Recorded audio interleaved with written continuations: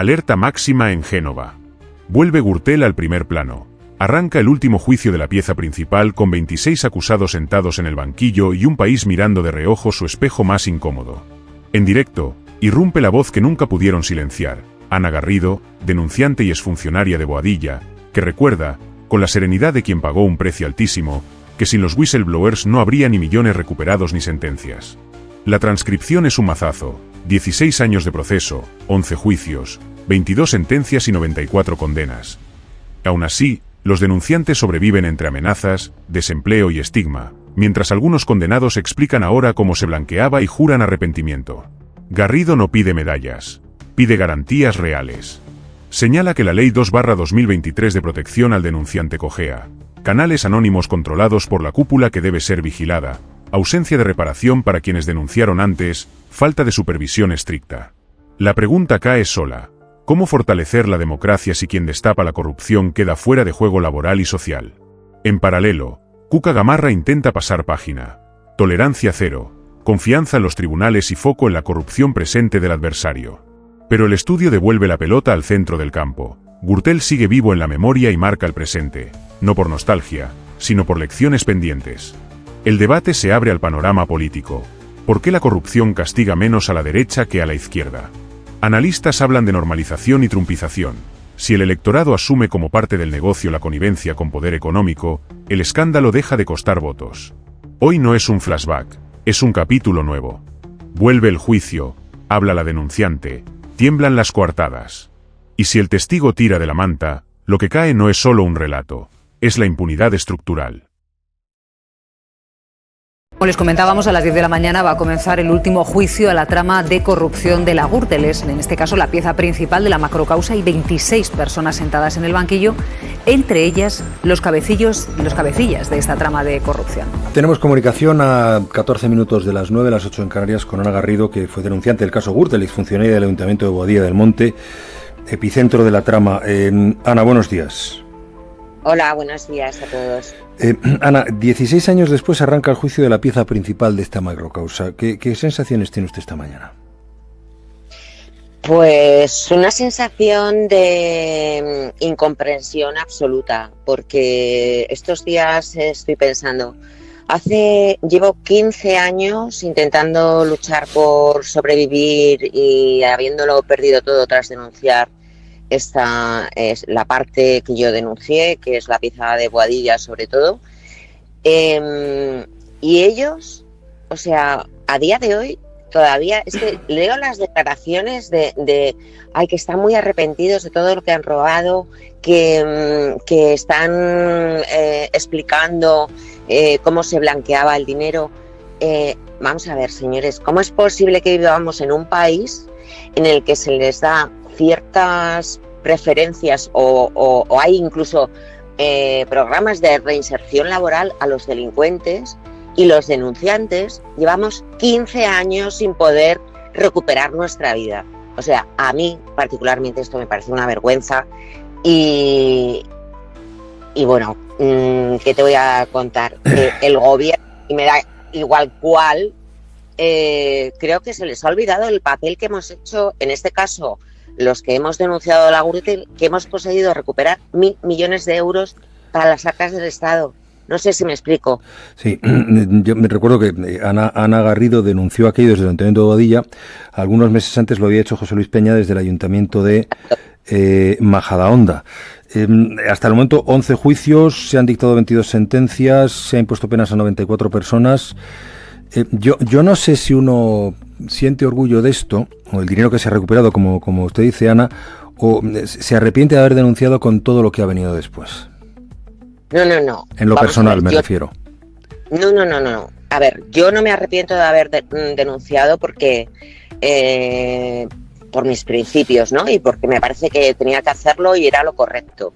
Lo que pasa es que yo me he tirado años después luchando por una directiva europea que se aprobó y una transposición de la Ley de Protección a Denunciantes con bastantes carencias, para que a nadie le ocurriera lo mismo que a mí, que fueran amenazas de muerte, persecuciones en coche, perder mi casa, mi trabajo. O sea, pero es que hasta el día de hoy, Juan Ramón, yo estoy en plena búsqueda de empleo Y entonces no me arrepiento, claro que no me arrepiento. Lo que pasa es que creo que es el gobierno que tiene que poner las medidas para que haya garantías de cara a los denunciantes, porque los denunciantes somos los que más descubrimos casos de corrupción, más que la Fiscalía Anticorrupción. ¿Cuándo? Sí, no, Ana, perdón, siga. No, que parece que no interesa realmente no parece que interese un pacto anticorrupción, una ley que realmente garantice el anonimato de los denunciantes de corrupción. O sea, no hay, realmente lo que se genera es como una incertidumbre y un temor y un miedo desolador a denunciar, y al mismo tiempo estás viendo que ellos, el que la justicia, como ha dicho antes Pilar, sea tan tarde, se haga tan tarde. Vale, sí, ellos están siendo condenados, por supuesto, faltaría más, pero me parece que no es proporcional lo que ocurre en este país con respecto a los denunciantes y los corruptos. La aventura, por emplear un término de Ana, está recogida en una novela de Javier Bardón que se llama Ana contra Gürtel, que habla del proceso que vivió una persona que luego fue... que supuso su muerte en vida, todo eso. Yo entiendo, Ana, que lo que usted ahora mismo, profesional, y no sé hasta qué punto personal, pero entiendo que ahora mismo lo que usted reivindica es que haya garantías, haya seguridad, haya una construcción una construcción legal que permita que los casos de corrupción se denuncien sin que uno tema ser asesinado en vida, profesional y personalmente.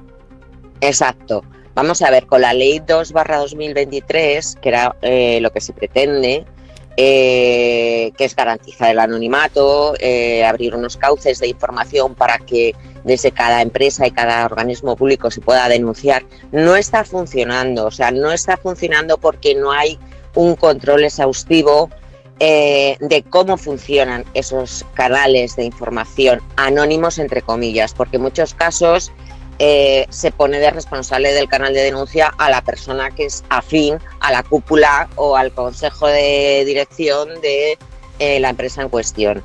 Entonces, eso por un lado. O sea, hace falta pulir y hacer enmiendas a esa ley. Y por otro lado, esa ley protege a los que denuncien después de haber sido aprobada. Pero ¿qué ocurre con los que denunciamos anteriormente a la ley y que además hemos sido los que hemos empujado para que existiera esta ley? Pues recientemente he mantenido reuniones con algunos grupos parlamentarios para ver si de alguna manera, ya no digo reparación del daño, porque yo ya mi casa la doy por perdida, todos estos años los doy por perdidos, pero si existe la posibilidad, que una de las propuestas que hicimos era que de la misma manera que había una serie de, por ejemplo, de ventajas para los discapacitados a la hora de encontrar trabajo, porque se acumula un tanto por ciento para denunciantes de corrupción, o por lo menos que nos pongan facilidades para encontrar trabajo, porque yo recuerdo nada más denunciar que empecé a buscar empleo con un currículum que todo el mundo me decía cada vez que iba a una entrevista que era excepcional, y luego resulta que me decían, no, hemos recibido una llamada y nos va a traer problemas. Ahora no es mi caso en concreto. Ahora mi caso es que ya, han pasado muchos años, yo me he visto inmersa en un montón de juicios y de pleitos y vamos, sin ir más lejos, en esa novela cuento todo el periplo, en la novela Ana contra Gürtel, sí, de cómo ha sido mi vida hasta el día de hoy. Y bueno, tengo que decir que afortunadamente yo, porque me tomo las cosas con mucho humor, pero en este caso esto se ha hecho en plan novela, primero para acercar a la sociedad la problemática que vive el denunciante de corrupción, para que sea más ameno y más cercano, ¿no? En vez de un libro de investigación sobre la Gürtel.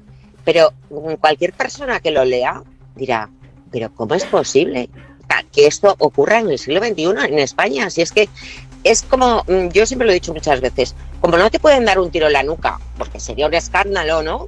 Que ya es lo único que nos falta, o sea, a nivel de corrupción, para equipararnos a países de mayor índice como de América Latina, ¿no?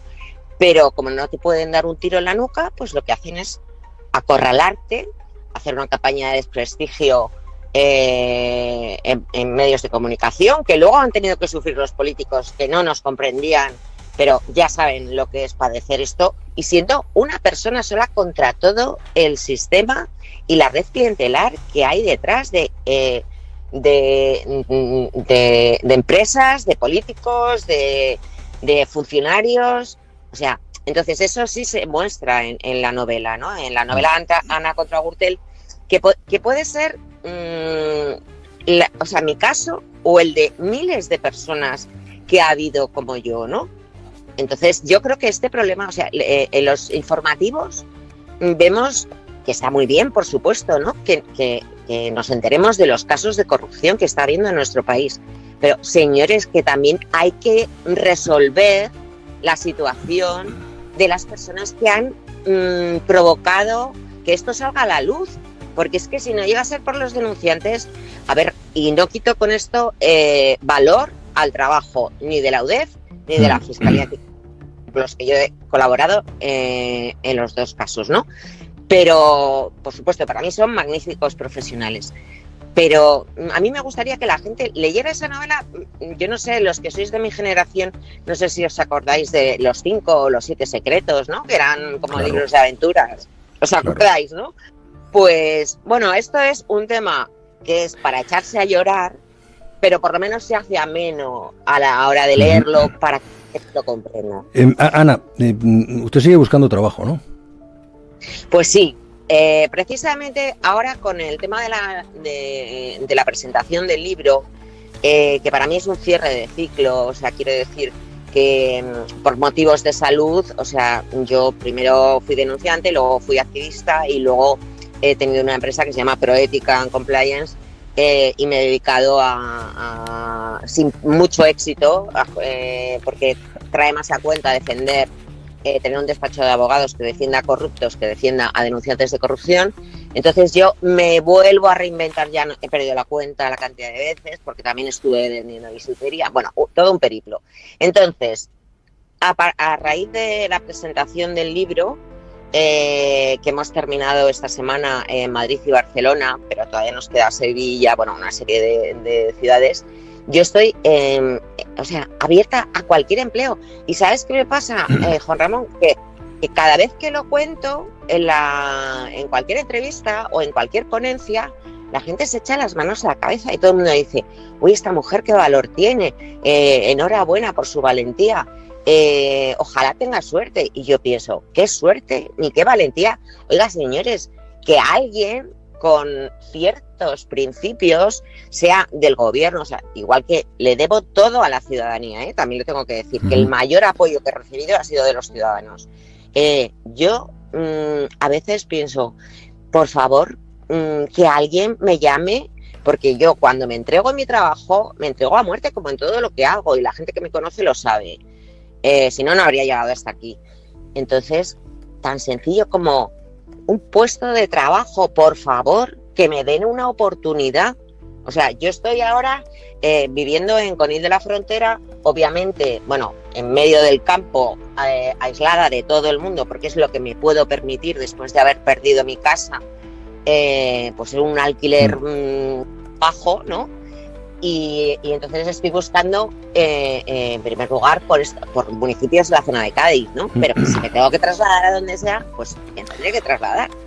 Ana, muchísimas gracias, Gamarra. ¿Bien? Bien. Bien, claro, la primera, luego le preguntaré por el cambio horario, pero claro, a la vicesecretaria de Regeneración Institucional, lo primero que le tengo que preguntar hoy es ¿cómo contempla hoy su partido el último juicio de la trama Gürtel?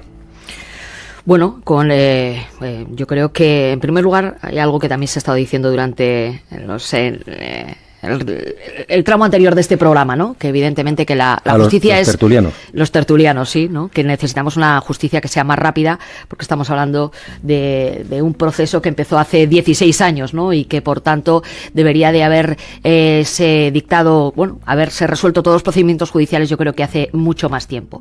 Pero fundamentalmente es que para el Partido Popular tolerancia cero con la corrupción y un mensaje muy claro: confianza en los tribunales, en la justicia, y que en este país quien la hace la paga.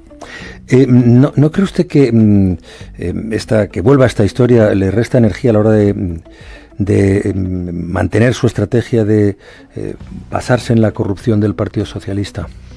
Mire, este es reitero, ¿no? Estamos hablando de un procedimiento judicial de hace más de 16 años y que, por tanto, no solo ya estamos en el último proceso, la justicia ya ha actuado, sino que también ya ha tenido consecuencias políticas de las que también se ha hablado, ¿no? Y la corrupción ya ha tenido las consecuencias políticas que el Partido Popular hemos pagado, y ahora lo que vivimos en España es que tenemos un gobierno que está rodeado por tierra, mar y aire por la corrupción. Hablamos de la corrupción del gobierno de Pedro Sánchez, hablamos de la corrupción del Partido Socialista con Pedro Sánchez, y hablamos del entorno familiar de Pedro Sánchez, que también está asediado por la corrupción, ¿no? Hablamos de un exministro que está en estos momentos siendo investigado por el Tribunal Supremo. Hablamos de 2 secretarios de organización, uno en la cárcel y el otro también investigado por el Tribunal Supremo y con el pasaporte retirado, y hablamos pues nada más y nada menos que del hermano del presidente, que se va a sentar en el banquillo, y de su mujer, que está siendo investigada judicialmente. Por lo tanto,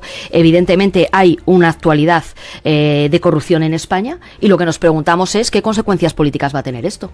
Ninguna, porque la realidad es que hoy los socios de Pedro Sánchez hablan de una moción de censura del año 2018, pero ¿y hoy?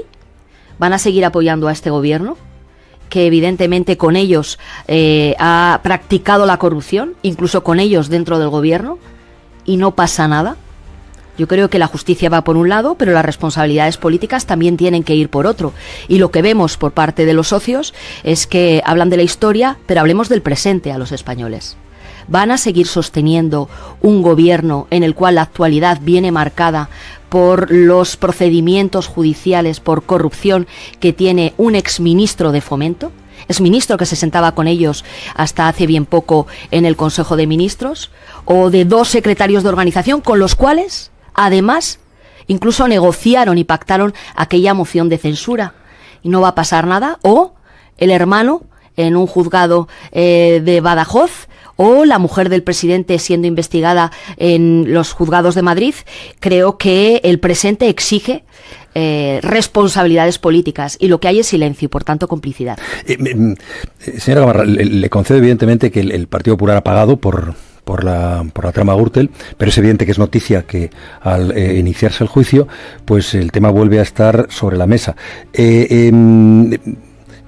¿Qué aprendieron ustedes? Porque aquello empezó a costarles el gobierno, y a partir de ahí se preparó la moción de censura que acabó con el gobierno de Rajoy. ¿Qué aprendieron ustedes de aquello? Bueno, yo creo que hay algo muy claro, ¿no? Es decir, estamos en el presente y aquello ya tuvo sus consecuencias políticas. Eso también llevó a cambios legislativos para dotarnos de un sistema y de unas leyes que busquen darnos una mayor protección. Creo que todavía hace falta una justicia que sea mucho más rápida en la resolución de todos estos procedimientos, y por otro lado creo que en el presente tenemos asuntos de corrupción que afectan al gobierno actual, y reitero, ¿dónde están las respuestas políticas por parte de todos sus socios?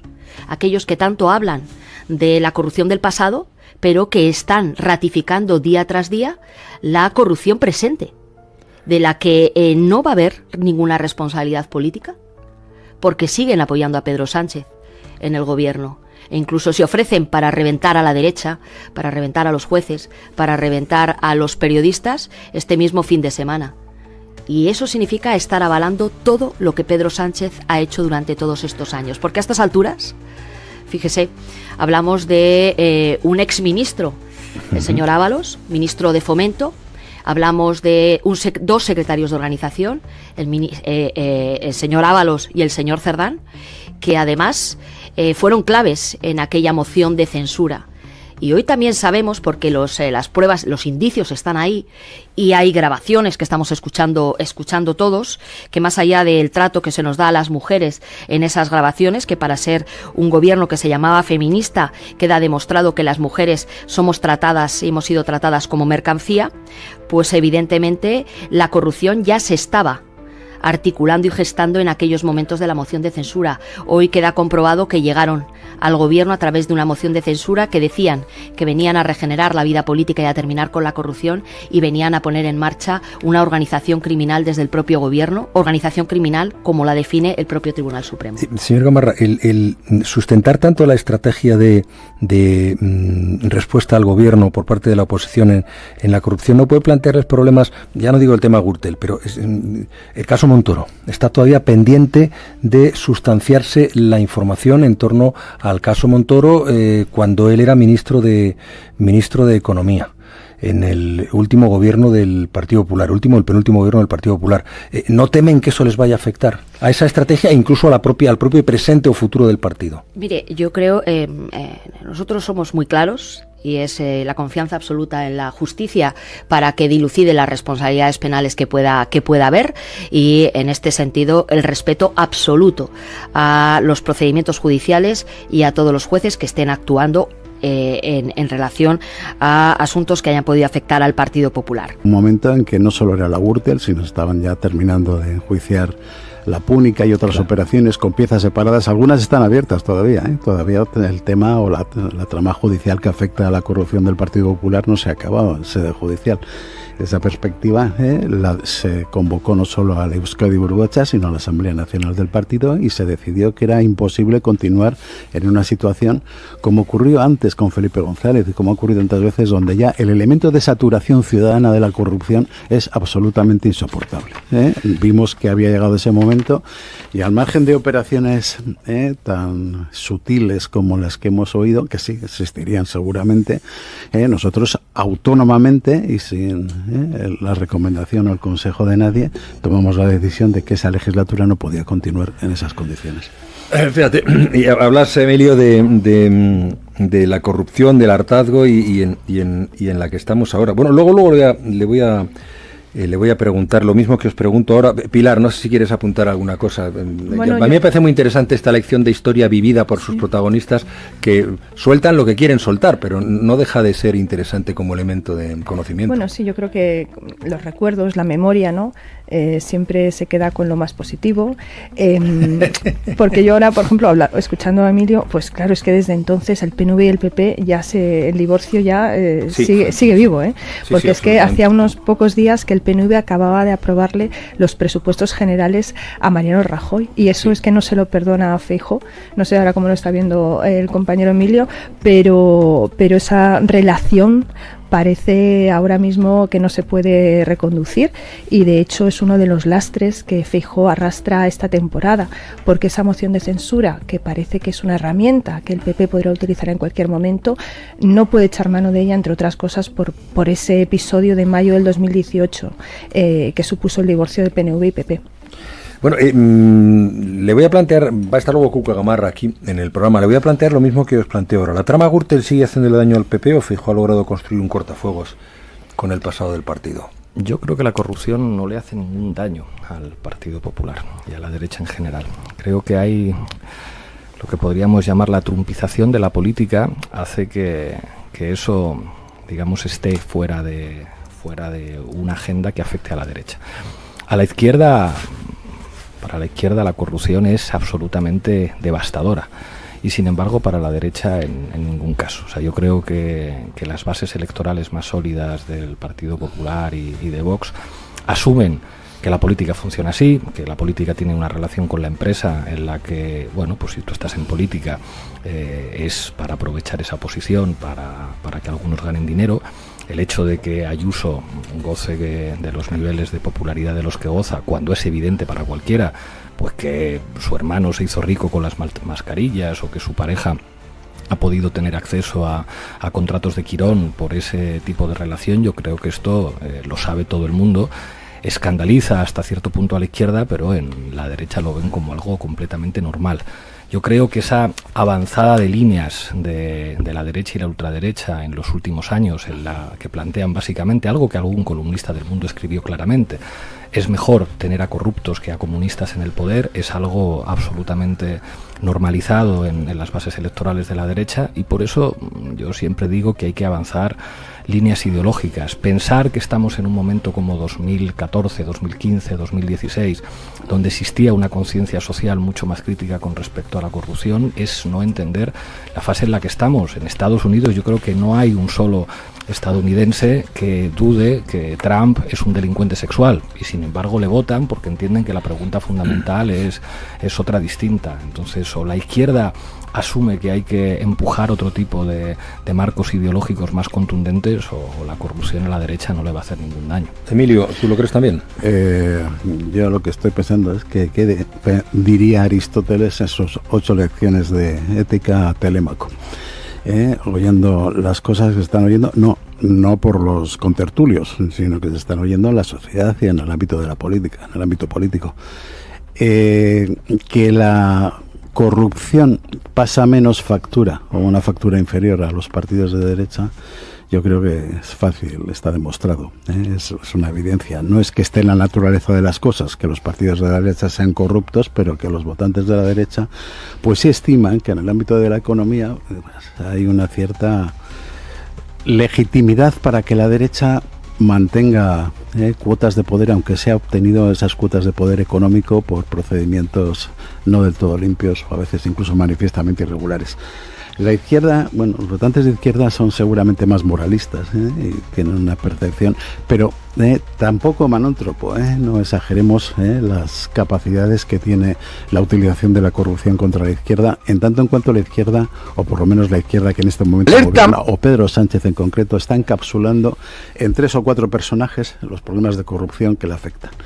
Y en esa trampa está cayendo el Partido Popular, porque su fijación con los 4 o 5 personajes tan conocidos, y de una corrupción tan cutre y tan machista, por otra parte, encapsular la corrupción en 4 o 5 personas es flor de un día, no posibilita una estrategia en donde se oculte las propuestas del Partido Popular respecto a lo que luego vamos a hablar, las pensiones, sobre la reforma del sistema de pensiones, el empleo, la sanidad. Y aquí el Partido Popular yo creo que equivoca el tiro de forma notable, de forma notoria, vinculando toda su estrategia política a casos de corrupción y multiplicando todos sus medios de comunicación más o menos próximos o afectos, todo el Senado y su mayoría absoluta, el Congreso de los Diputados en las sesiones de control sobre estas tramas de corrupción, pensando que hay cacho. Ahí no hay tanto cacho como puede presumir el Partido Popular, que por cierto tendría que dotarse de un poco de más legitimidad interna, porque es que ahora viene el asunto Montoro. El asunto Montoro va a dejar pequeño, sin perjuicio de los aspectos más cutres de la corrupción. El asunto Montoro va a Gürtel. O sea que veremos a ver si el Partido Popular afina un poco más con estos temas y el Partido Socialista sigue siendo tan hábil para encapsular la corrupción. El regreso de Gürtel no es arqueología judicial, es un estrés test a nuestro Estado de Derecho. La transcripción apunta a 3 vectores que, sumados, dibujan un mapa claro. Primero, el peso de los hechos. Vuelven a juzgarse contratos, redes y blanqueo en la pieza principal, recordándonos que la corrupción no fue un episodio, sino un sistema. Segundo, la voz de Ana Garrido pone foco en lo que casi nunca se mira: el costo humano de denunciar. Amenazas, pérdida de vivienda, ostracismo laboral y una vida en paréntesis. Si el denunciante queda arrasado y el corrupto encuentra atajos de reinserción sin reparación a quien destapó el caso, el incentivo democrático se invierte. Tercero, la política. Cuca Gamarra insiste en la narrativa de mirar al presente y trasladar el foco a otros casos. Es legítimo pedir responsabilidades donde toque. Lo que no cuadra es evitar la autocrítica cuando la macrotrama que quebró una legislatura sigue irradiando consecuencias. El público no necesita un bucle de reproches cruzados, necesita garantías, procedimientos más rápidos, recuperación efectiva del dinero y protección real para quien se atreve a denunciar. ¿Qué sale en claro de este choque? Blindaje del denunciante. La Ley 2/2023 requiere músculo, órganos de control independientes de las direcciones denunciadas, protocolos de anonimato verificable y vías de reparación para quienes lo hicieron antes de la ley. Sin eso, el mensaje social es devastador. Mejor callar. Velocidad y verdad procesal. 16 años son una eternidad democrática. Hace falta reforzar medios en juzgados y fiscalías, acotar piezas y garantizar trazas documentales que eviten laberintos dilatorios. Justicia tardía es justicia amputada. Higiene cívica. La discusión en mesa acierta al señalar la normalización de la corrupción en parte del electorado conservador. Romper ese marco exige pedagogía pública, explicar cómo perjudica a tu barrio, tus servicios y tu vida. Si cada contrato amañado significa menos ambulancias, peor escuela y alquileres más caros, la tolerancia se rompe. En comunicación política, Gürtel dejó 2 lecciones de acero. A. No hay cortafuegos sin reconocimiento explícito de culpa, depuración y compromisos verificables. B. La corrupción no se combate con eslóganes, sino con instituciones que funcionan. Por eso este juicio importa, no para revivir una guerra de titulares, sino para exigir resultados medibles. El plano humano lo resume Garrido: sin protección, denunciar es saltar al vacío. Si queremos que el próximo funcionario que vea una irregularidad hable y no mire a otro lado, debemos asegurarle empleabilidad, seguridad y honor reparado. Esa es la diferencia entre un país que aprende y otro que repite. Génova puede temblar hoy por los focos, pero lo relevante no es el temblor de un partido, es el pulso de una democracia que decide si premia el silencio o protege a quien dice la verdad. Gürtel vuelve a juicio. Que esta vez no gane el cansancio, que gane la decencia.